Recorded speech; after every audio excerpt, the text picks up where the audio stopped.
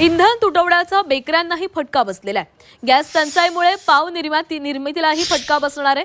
Gas चालणाऱ्या बेकऱ्या संकटामध्ये आलेल्या आहेत। आता येत्या 1-2 दिवसांमध्ये पावही मिळणं मुश्किल होण्याची शक्यता आहे। उच्च न्यायालयाच्या आदेशानुसार मुंबईतील कोळशावर चालणाऱ्या बेकऱ्या स्वच्छ इंधनावर म्हणजेच LPG गॅसवर परावर्तित करण्यात आल्या।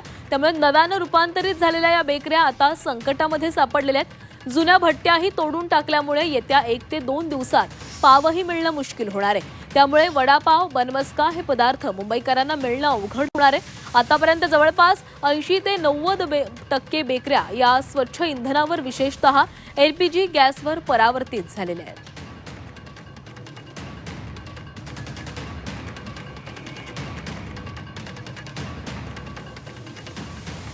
तर आता पावही मिळणं कठीण होणार आहे, कारण ज्या बेकरी आहेत त्या ज्या गॅसवर आता परावर्तित झालेल्या आहेत, इंधनावर परावर्तित झालेल्या आहेत, त्यांना फटका बसण्याची शक्यता आहे।